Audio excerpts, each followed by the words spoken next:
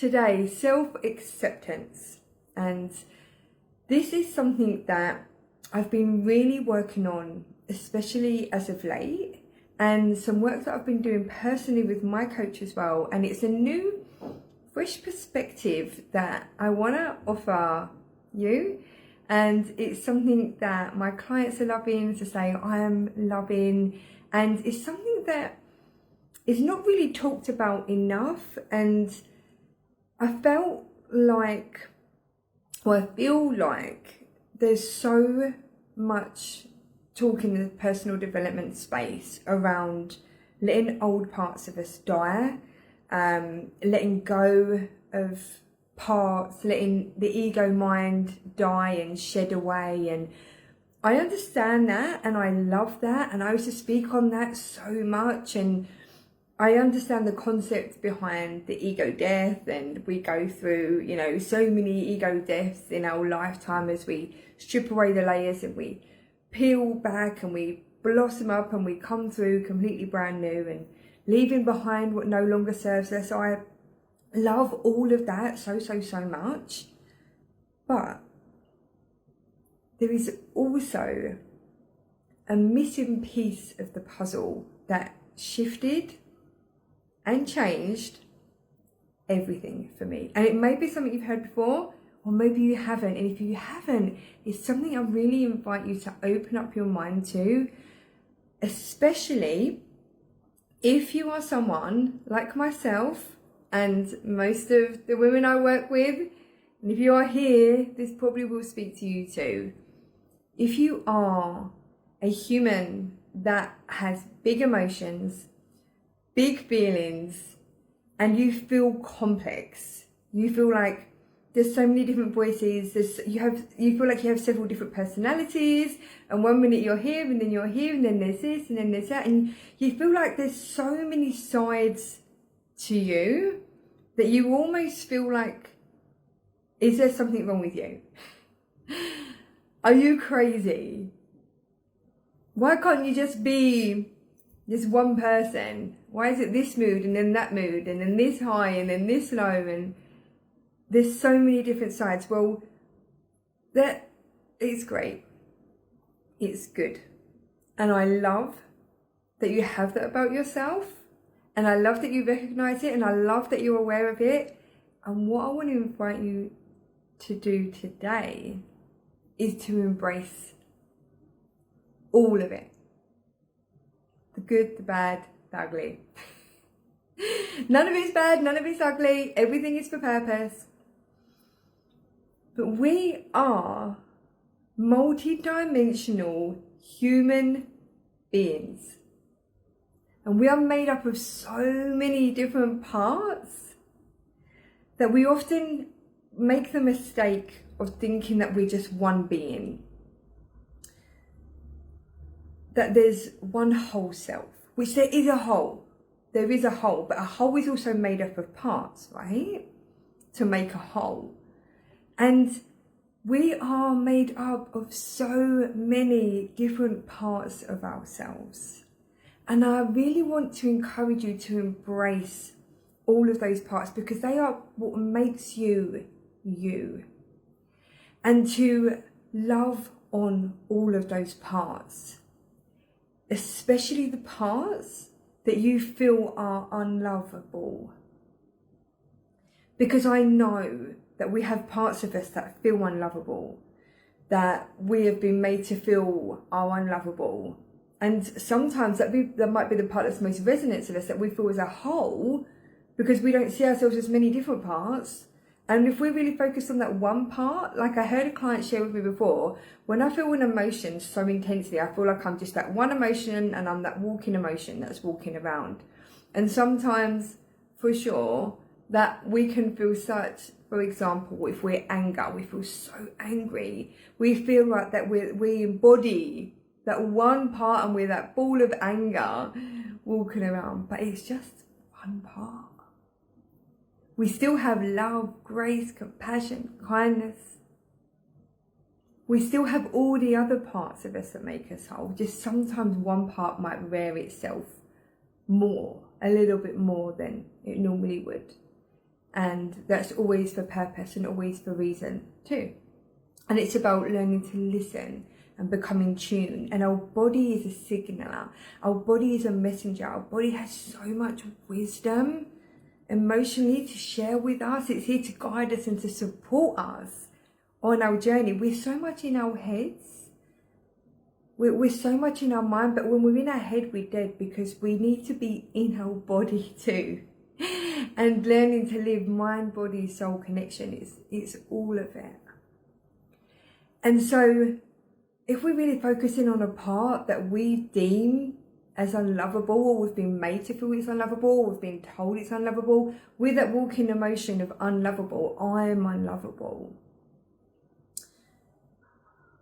But I want to encourage you and open up your mind to start loving all of you, and loving the parts that you've been guilting and shaming and rejecting and abandoning. I want to encourage you to avoid abandoning parts of yourself, and to start to listen to the wisdom that is coming up and coming through. And I don't want to get too deep on this session and this live today. And this is something we dive deeply into my programs, is that something that fascinates you about all these different parts of yourself. But I just want to make you aware, and about being kind to yourself. Yesterday we talked about self-love. And today I think self-love, self-acceptance and self-forgiveness, they're three huge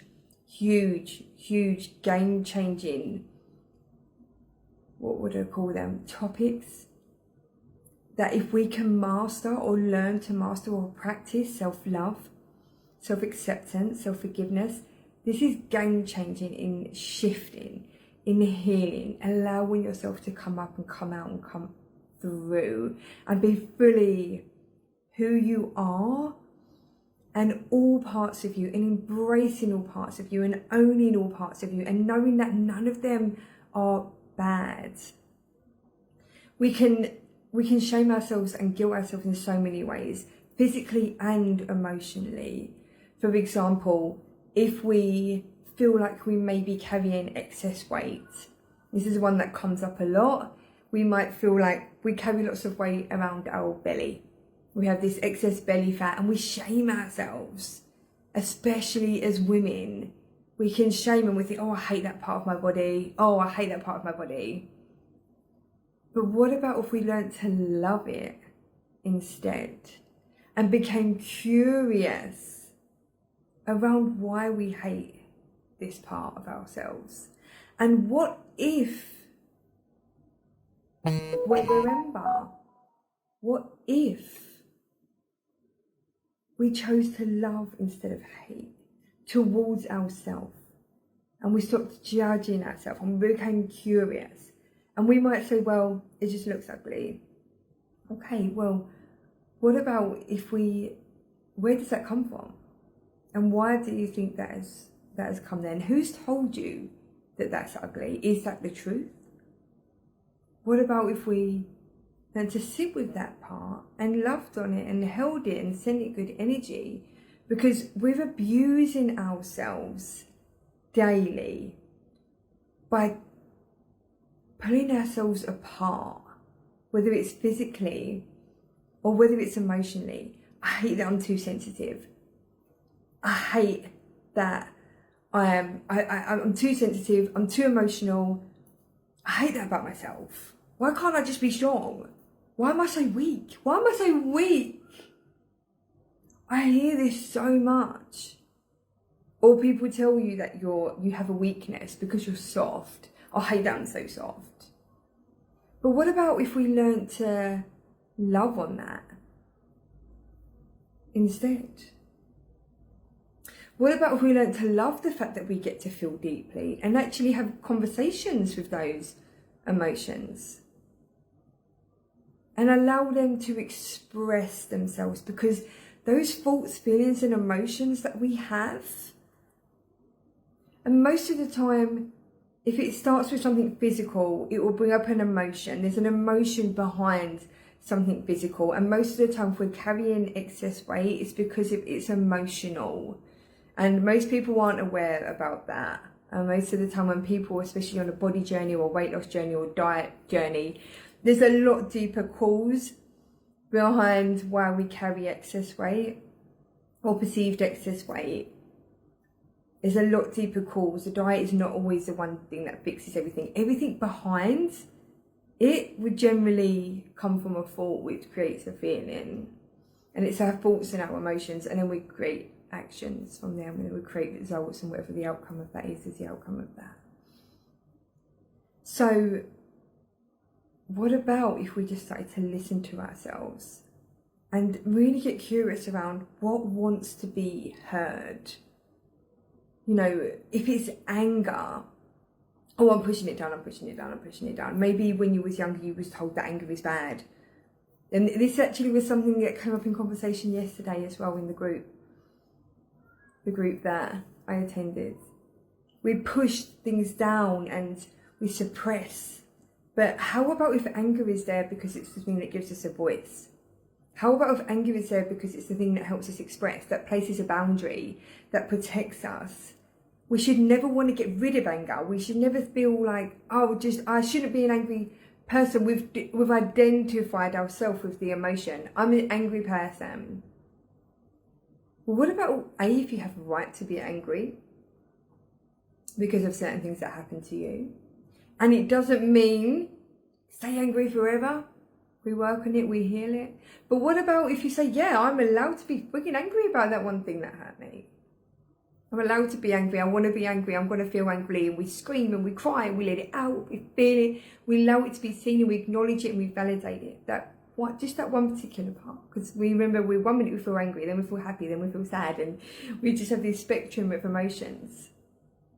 But it's good because you're feeling, and as humans we are gifted and blessed with the opportunity to be able to feel. We're blessed with the opportunity to be able to feel, because that's what the human experience is all about.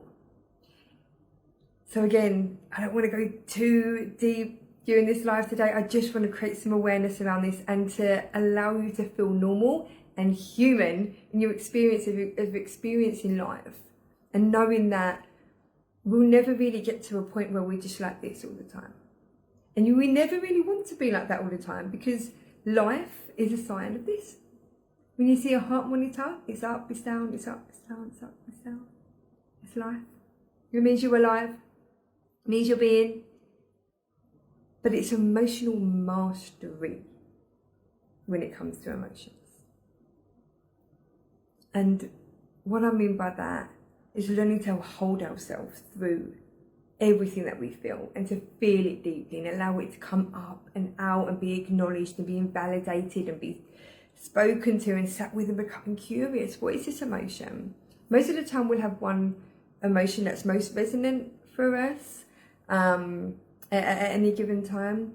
Or if we have a spectrum that keeps popping up and popping up and popping up, and it's all different all the time, it's because we haven't addressed one at a time, and everything wants to be seen, it wants to be heard, it wants to be validated, it wants to be acknowledged, it wants to be felt. And most of the time, when we acknowledge those parts, they start to quiet. They start to quiet, they start to dissipate, they start to calm, they start to say, okay, I've been acknowledged.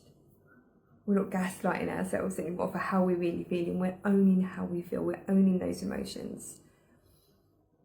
We're not abandoning ourselves or parts of ourselves, because they're not bad. They're just trying to communicate with us. They're just trying to express needs. I'm feeling pain. Okay, what is the pain? What is it? Let me see you, let me hear you. Oh, it's from this time. Instead of saying, be strong, no, push it down. Oh, don't cry, don't be weak. Don't be so emotional, don't be so dramatic. We push it down, we push it down and push it down, but it will never go away. We can silence it, but it's going to want to come out. It's want to come out. It's going to want to be expressed. This isn't about band-aiding. It's about feeling. There is healing in the feeling. And owning those parts of yourselves. That anger is a boundary. Anger is the thing that gives you a voice. It serves you. In the same way that happiness and joy and all those high frequencies that we love those parts of ourselves because we feel like they're good. And then the other parts that can be considered more shadow, more darker emotions, anger, sadness, pain, grief, resentment. We see them as not emotions, oh, they're bad. Oh, they're bad. No, don't acknowledge them. Don't look at them. Don't talk to them. Just push them away because we don't want to deal with them. We want to be so happy. But then we're trying to force that. But you can't force that and ignore that because it's always going to want to come up. So you're going to have this continuous spiral. You're going to have that anyway. But life flows a lot more when we can just be in the moment and the emotion that we're feeling at any given time and sit with ourselves. What is trying to be communicated? What is trying to be expressed? And I promise you, and it sounds so simple, and I know it's not easy till it's easy. We don't get it until we get it. But then once we get it, okay, get it. And then it becomes easy. And I know that sometimes if you're carrying a whole bag of emotions that feel heavy, you feel like I don't want to unlock Pandora's box. Because I don't know what's going to come up and I don't know what's going to come out. And that can feel freaking scary. So I'm talking about embracing each emotion as it comes along.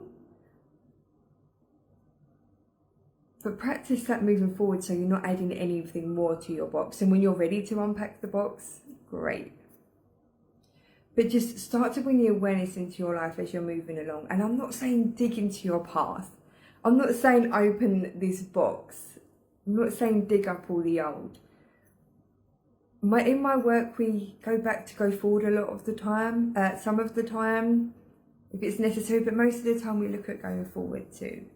We do look at the past. We look at all the sides, all the parts, all the things. But we look about the moving forward too. And so what I would really love to encourage you to do is as you're moving forward, just start to notice those emotions and allow yourself to sit with them and let that be the practice. Not digging back through everything, but allowing yourself to start having a curious mind. Okay, anger, I see you. What wants to be expressed? What are you trying to tell me? Okay, sadness.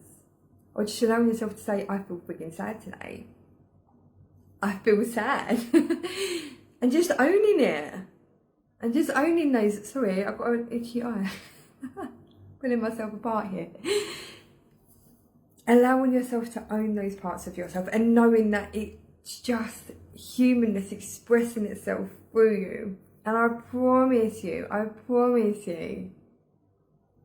allowing yourself to just be the emotional human that you are and being okay with it. And sometimes you're going to be so high that you're going to want to jump around and bask in joy and play and dance and sing and woo, celebrate. And I love all of that. And do that. And other times you're going to want to lay in a sushi roll in your bed and feel sad. Do that too. Don't beat yourself up over it. Just to let it be. And own every part of you that makes up who you are.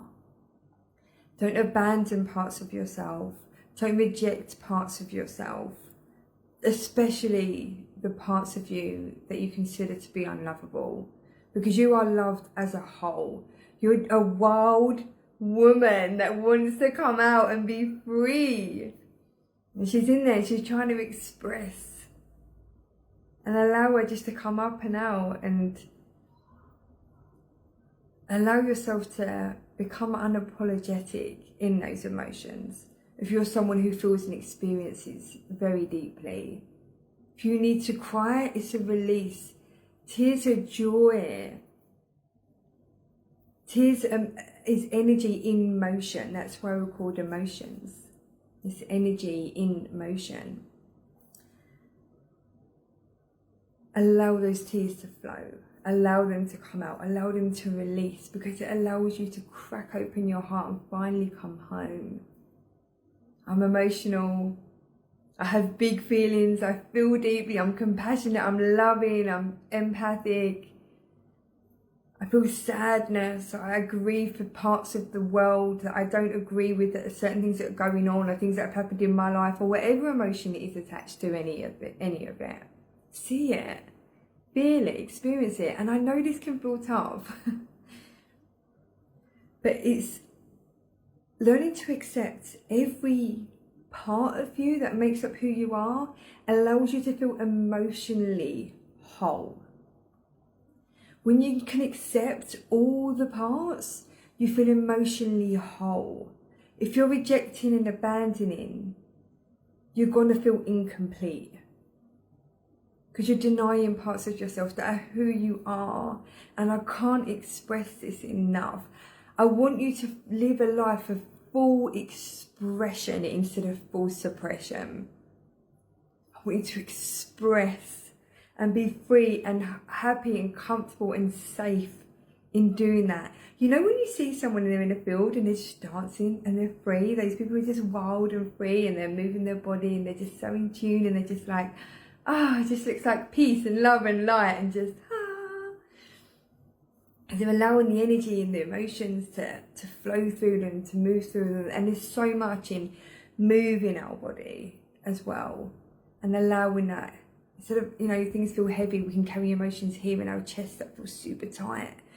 What is that emotion, or wherever you're feeling it in your body, and just connect to it and hold it. It could be in your neck, it could be in your shoulders, it could be in your back, it could be in your belly, in your chest, in your heart.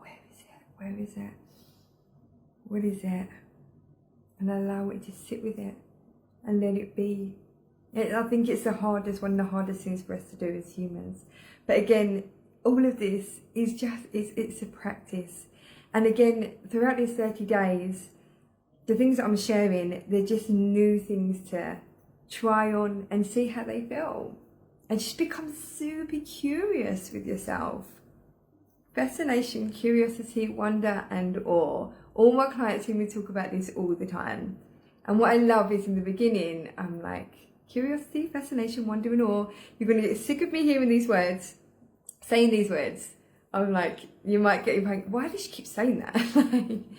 And then I guarantee by a few sessions in, they're like, I'm so curious about this. I'm so curious about this. I'm wondering about this. I'm fascinated about this. And we become fascinated with ourselves in the same way. Oh, feeling this, wonder what that means. Feel it, let it pass. Even if it's just a case of feeling it and acknowledging it instead of suppressing, just practice acknowledging it. That's really made me feel mad. Why do I feel mad? Not, don't feel mad. I'm sure it's fine. Dust it under the carpet.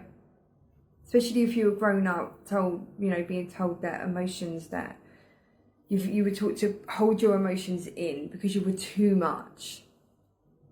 This is your time to allow them to come out and free up that space in your body, allow you to feel lighter, that your shoulders feel relaxed, that your heart open.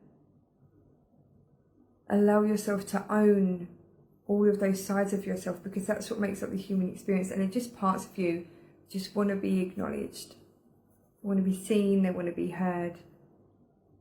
And love on those parts of you too, because every single part of you that makes up you is lovable. And we don't necessarily just want to get rid of parts that serve us. So I'm just going to quickly finally end on this note around the ego death and the ego mind, which I was sharing earlier. There's so much to be said about killing off the ego, letting the ego die. I go through so many ego deaths in my time. We hear so many coaches, mentors, guides sharing this, and I love that. But I really do. I really do, and I get it and I understand it. But I also want to offer a fresh perspective around what about if we don't want to kill off the ego? Because it's the ego part of us that keeps us safe. It's the ego part that's kept us alive up until now. It's the ego part that helps us make decisions that keep us safe when we can look at it rationally. The ego part of us is the part of us when we cross the road, we look left and right because it keeps us safe. The ego part of us is feeling into someone's energy and knowing whether or not they're good enough, that they're good for us, as well as intuition. So it's about understanding and learning, is this intuition, is this ego mind, is this fear, is this rational? Again, it's all a process, but this is about becoming in tune, enlivened, awakened, and acknowledging and listening and embracing the fact that for years of your life you've spent telling yourself you're too emotional, like it's a bad thing. Emotions are your gifts, they're your superpowers. They are your superpowers. I freaking love that I'm an emotional being. I love it, but I spent my whole life, 30 years of my life, hating it. And that kept me in pain. And now I'm like, this is my gift. I love that I have empathy, compassion, grace, kindness. I love that I'm soft. So much strength in that. I'm soft enough to allow myself to just crack open and feel. And I get to hold that. That gives me strength. That makes me strong. You can be in your soft girl era and know that there's strength in that too, right? And so the ego part of ourselves is the part of us that keeps us safe. And what about if it's befriending it and taking it with us? Do we really want to kill it off? Do we really want to let it go? Do we really want to let go of anger when it gives us a voice? Do we really want to let go of resentment when it's what helps us put in place of healthy boundaries?